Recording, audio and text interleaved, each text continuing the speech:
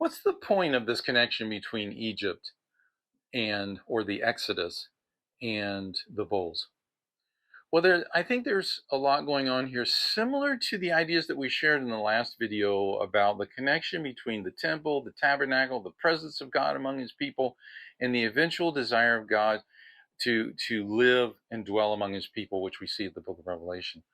Well, in the Old and New Testament, the Exodus becomes a motif of redemption. In the Old Testament, of course, you have the original Exodus or the Passover that's celebrated, and then the liberation from Egypt, God's people delivered from slavery. That image becomes a metaphor in the New Testament for our deliverance from sin. Paul says that Jesus, our Passover lamb, has been sacrificed for us. And in Revelation chapter 5, you see that there is a lamb looking as if it has been slain, standing in the midst of the throne. And of course, this is Jesus.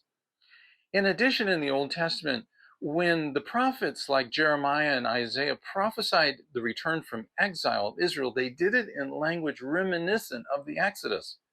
In fact, there's one passage that we're probably all familiar with from Isaiah 40, a voice crying in the wilderness, prepare a way for the Lord, make straight his paths, prepare a highway for our God.